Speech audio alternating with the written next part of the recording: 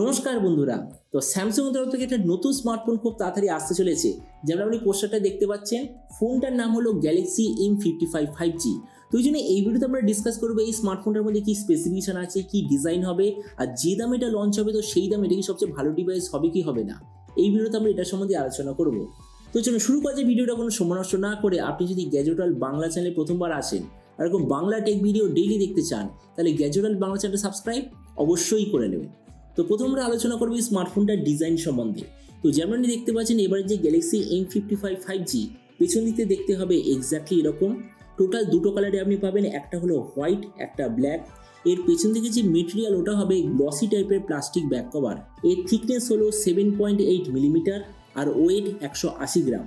ডিসপ্লের দিক থেকে এতে আপনি পাবেন 6.7 inch full HD plus 120 hertz super AMOLED plus quality display.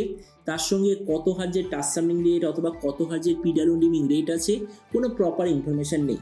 সঙ্গে 1000 নিটসের brightness, 20:9 aspect ratio, 93% screen to body ratio. Display যে সার্টিফিকেশন সেটা হবে HDR10+ সার্টিফিকেশন, আর তার সঙ্গে গোরিলা গ্লাস 5 ডিসপ্লে প্রোটেকশন। তেমনি সোজা কথা বলতে গেলে প্রাইস পয়েন্ট হিসেবে এই যে ডিসপ্লেটা সত্যিই খুব ভালো। প্রসেসরের দিক থেকে এতে আপনি পাবেন স্ন্যাপড্রাগন 7 জেনারেশন 1 প্রসেসর। ক্যামেরার দিক থেকে এতে আপনি পাবেন 50, 8 আর 2 মেগাপিক্সেলের ট্রিপল রিয়ার ক্যামেরা, তার সঙ্গে 50 মেগাপিক্সেলের সেলফি।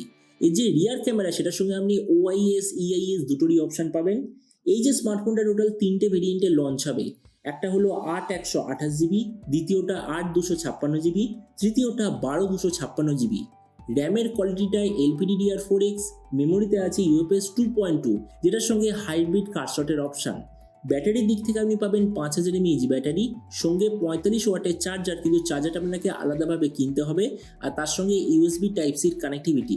তো এবারে স্মার্টফোনের বাকি কিছু ফিচার বলতে গেলে এতে আপনি পাবেন Android 14 out of the box, কোনো ধরনের 3.5mm জ্যাক নেই, ডুয়েল স্পিকার যার সঙ্গে আছে ডলবি অ্যাটমসের সার্টিফিকেশন, আর আন্ডার ডিসপ্লে ফিঙ্গারপ্রিন্ট সেন্সার। আর এর OS আপডেট সাইকেলের দিক থেকে বলতে গেলে 4 বছরের মেজর OS আপডেট আর 5 বছর সিকিউরিটি আপডেট আপনি পেয়ে যাবেন।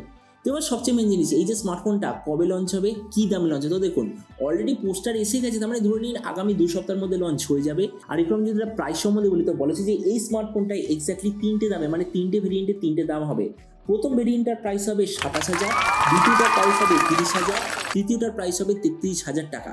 আর আপনি যদি ভিডিওটা বাংলাদেশ থেকে দেখে থাকেন তো বাংলাদেশের স্মার্টফোনটা লঞ্চ হওয়ার কথা প্রথম ভেরিয়েন্টটা 40,000-এর মধ্যে, সেকেন্ডটা 43,000 বাংলাদেশি টাকার মধ্যে, আর তৃতীয়টা ওই 47,000 বাংলাদেশি টাকার মধ্যে। এবার সব ভিডিওর মধ্যে আপনাকে জানাবো এই যে স্মার্টফোনে যে আসতে চলেছে এটা কি প্রাইস পয়েন্টের মধ্যে সবচেয়ে ভালো ডিভাইস, নাকি এর চেয়ে বেটে অন্য কোনো স্মার্টফোন অ্যাভেলেবেল আছে। তো দেখুন আমরা যদি 25,000 ইন্ডিয়ান টাকায় দেখি তো সেম প্রাইস পয়েন্টে দুটো তিনটে অন্যান্য স্মার্টফোন অ্যাভেলেবেল আছে। For example Poco X6 Pro, তারপর Realme 12 Pro, এরকম স্মার্টফোন অ্যাভেলেবেল আছে। তো আমরা যদি ওগুলোর সঙ্গে কম্পেয়ার করি, প্রথমত ডিসপ্লে দেখুন, আপনাকে আমি সবসময় বলেছি যখন স্যামসংয়ের স্মার্টফোনে স্যামসংয়ের ডিসপ্লে ব্যবহার হয় আবার সেটার কোয়ালিটি যদি হয় সুপার অ্যামোলেড প্লাস, তাহলে ধরে নিন যে কালার কন্ট্রাস্ট ওটা প্রাইস পয়েন্টের মধ্যে হবে সবচেয়ে ভালো। তো ওই জন্য আমি বলবো ডিসপ্লের দিক থেকে স্যামসং এখানে সবচেয়ে ভালো।